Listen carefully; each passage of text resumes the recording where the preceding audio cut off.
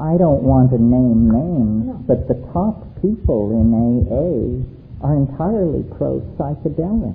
They have told me this. Addiction, repetitious abuse of substances has very little to do with this. Where I differ with AA, as it's generally presented, is the idea that all things are to be looked at the same. Again, this Luddite approach, where you simplify no matter how much damage it does to the complexity of the issue. A 12-step program is another form of infantilization. The whole idea of addiction as disease is a way of lifting responsibility off people. After all, if heroin addiction is a disease, then it's just sort of like the flu or gonorrhea. It's something which happened to you and it's very unfortunate, but you don't need to examine your own attitudes or psychology. This is in fact what we need to do. We have to take responsibility for our action. And I think that the 12-step thing is way out of control at this point, because there's a 12-step program for everything. I think, responsible activity, whether you're talking about drugs or managing your finances or your sexuality, there's no substitute for it. And you can't have a set of rules that will be sufficiently sophisticated to be a working substitute for intelligent decision-making. There's no substitute in politics, in psychedelics, in sexuality, in UFO hunting. There's no substitute for clear thinking and a reasonable knowledge of the rules of evidence. And if somebody's pushing some form of pipe at you, you need to have your crap detector out and working, because there's a lot of crap out there. And some of it well-intentioned. It can be well-intentioned and still lead you down the primrose path. Terence, what do you feel about this new discovery about genetic age controlling? Genetic designing, preventing age or prolonging aging. You mean life extension? Yeah. I mean, it's inevitable. What do you feel is going to happen with that? Well, so many things are happening at once. This is just part of the mix. I don't think we want to live forever. I mean, somebody said death is nature's way of making room for next year's model. And there's something to be said for that. I really think that death is what it's all about. And that, the body is the placenta of the soul.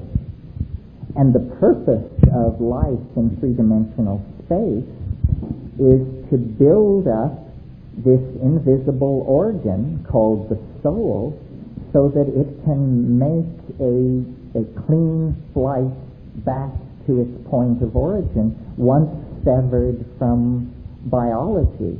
I don't think we should cling, to anything. Everything flows. This is, here, let me give you the one thing I've learned out of life and drugs and everything else. It's a hard truth. It's an illuminating truth. Heard correctly, it brings a smile to your lips and a tear to your eye. Nothing lasts. Nothing lasts. There are no exceptions to this. Your relationship to your lover does not last. The hatred of your enemies does not last. The wonderful home you worked so hard to create, it doesn't last. Your body doesn't last. Nothing lasts. Everything is in the process of being transformed and replaced by something else. You have to embrace that, or life will disappoint you, embitter you, and tear you to pieces. I like to make an analogy to surfing. The uninformed person thinks that when you enter the sea, you're safe near the shore. You're not safe near the shore. That's where the waves are breaking and creating the white water and the undertow. All surfers know that you have to swim out to where the waves are forming cleanly in deep water. And then you can catch the wave and ride it into the beach.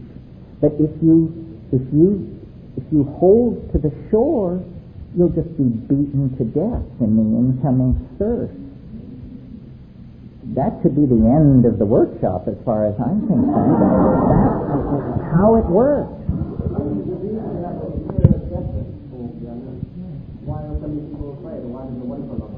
Well, because science has so thoroughly convinced us that the yawning grave is the end of the story. It's presented as the absolute terminus of your existence, when in fact, I believe, I think I said this last night, this is as dead as you can get. So the challenge is not how to face death. The challenge is how to come to terms gracefully with the prospect of eternity. The only thing the only exception to nothing ever lasts is maybe the spirit itself. Maybe that's the only thing that is eternal. But it is constantly transforming. Right, but on the deepest level of pure spirit, that is probably something that has reached through all of time, beyond time. Maybe that's it's outside of time. Yes, you can exit time, and then you exist in eternity, yeah. Reincarnation? Again, the evidence is inconclusive. There is some evidence, stories, we all know them, but the idea that it happens to everyone seems an unnecessary hypothesis based on the idea that it happens to some people. I would like to think that we move on. I would like to think that there is a kind of ascent through existence.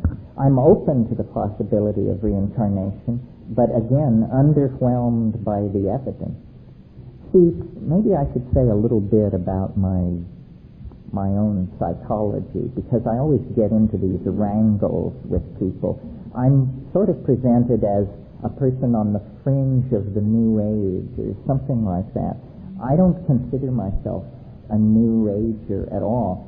I got where I am through doubt, skepticism, lack of belief, hard-headed reason. And I've gotten, I believe, further into weirdness than the channelers, the people who are talking to the UFOs, and all the rest of them. They're such pushovers. I mean, the first voice that comes along from the invisible world, and they're ready to sign on to whatever gibberish is being pushed. I think you can be a rationalist. I think you can demand hard evidence, and still, this will not push magic out of your world. Real magic doesn't demand dewy-eyed believers offering sacrifice at its altar. Real magic is real. It exists for skeptics, not believers. So the technique is not to believe, not to stay in your comfortable cultural situation and believe the first weird rap that comes down the pipe, or the second, or the third. The way to do it is to be hard-headed, rational, demanding, but explore edges. Push the edges. Within, and also within the world. So if you hear that someone in India can raise the dead, fly to India. Put yourself in front of them and say, would you please raise the dead? And if they say, oh, I only do it on Tuesdays, or come back in April, or you're not ready, then you just put them in the fraud column. and this has always worked for me. I just say, you say you've got the whammy, what can you show me? I went to India. Don't get me started.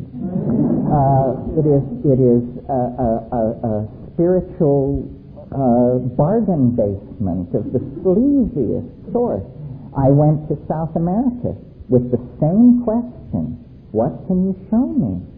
And the guy said, well, let's sharpen our machetes and we'll go out here a half a mile into the forest and we'll cut some of this vine and we'll bring it back and brew it up and I'll show you what I can show you. None of this kiss my feet, sweep up around the ashram 10 years, memorize 50,000 lines of the Avalokitesvara Sutra or that kind of malarkey. If there's any assumption of hierarchy, head for the door. If somebody's telling you that you're little and they're up, head for the door. It's a con of some sort. It's a horrible, horrible con. The real stuff is available to those who ask for it. You don't have to prove yourself. Asking is sufficient. And none of these scams can compete with psychedelics. That's why they inveigh against it so furiously and tell you that it'll rend holes in your aura and all the rest of the malarkey that is brought against it. I mean, give me a break. So the thing to do is explore edges, push hard, and then use your ordinary good sense to tell shit from shinola, and you will move much faster than the people who are worshipping at the feet of this or that beady-eyed weasel who set himself up with a non-profit foundation and a line of bunk that's being published by the devoted slaves and peddled in airports or whatever. I mean, that's just horrible, all that stuff. Horrible. In response to something that was said earlier, I've been fascinated with psychedelics since my first experience when I was 17, and I, have struggled with finding out about the mechanics of painting and growing mushrooms. And over the last couple of years, I've finally met with with relative success. And I just like to offer, if there's anybody who sincerely, it's a frustrating process when you first start. If there's anybody that, is seriously interested, I'd be glad to give them a little help. This is an incredibly generous offer. It's very hard to learn to grow mushrooms unless someone shows you how. My book that I wrote with my brother is the best we could do, but it's like reading the instructions for putting together an electric train or something, If somebody will just show you, it becomes transparent. So nobody has ever said this at any workshop I've ever been. If you're interested, do not let this gentleman slip through your fingers. That's a book that's available. I'm trying to think of the guy's name. Anything that's Paul Stamets? Yeah, the title of it's The Mushroom Cultivator. By Paul Stamets. But even at that, there's no substitute for somebody at your elbow showing you how to do it. Thank you for twisting me off the anti-guru tirade. Have you ever met any of the fellows from your company here from the tradition and so on? Did you Respect? and Well, I make a differentiation. I'm not saying that the Hindu tradition or the yogic tradition is phony. I'm saying that we misconstrue its intent. What these traditional teachings deliver, if they are working right, is they deliver wisdom about how to live. That's what a great guru can teach you. And that's not what I'm trying to teach you. We're talking here about using psychedelics to blow ourselves into another dimension. This goes to the question hours ago about the role of psychedelics in the spiritual program of advancement. I don't claim that you will become a spiritually advanced person. I don't know what a spiritually advanced person is. What I claim is that you will contact a dimension of experience inaccessible by any other means if you will pursue this. And then you may decide that that's fine. You verified that everything I said is true or true enough, and now you don't ever want to do that again and go on with your life. Or you may be able to make some good of it. It is not It is no substitute for ethical activity or moral sensitivity. It is no substitute for moral sensitivity. Moral sensitivity you don't cultivate in silent darkness in your bedroom with the telephone unplugged. Moral sensitivity is visit the sick and imprisoned, heal the sick, bury the dead, instruct the ignorant. That's what moral sensitivity is about, and people don't want to hear that. They want to go off and worship at the feet of some guru. What could that possibly have to do with moral advancement? Moral advancement is care for your fellow human beings, for crying out loud. It's far more Mother Teresa than Ramana Maharshi, as far as I'm concerned. Not to knock Ramana Maharshi, but, in the whole, you get this in the fascination with shamanism in the New Age. Shamanism in the Aboriginal context is primarily about curing the sick. That's what it's about, not these wild, grandiose, technicolor scenarios. My God, you can read 14,000 pages of Carlos Castaneda and nobody ever cures anybody of anything. It's all happening in this other dimension. So it all comes down to pretty nitty-gritty, hands-on, here and now stuff.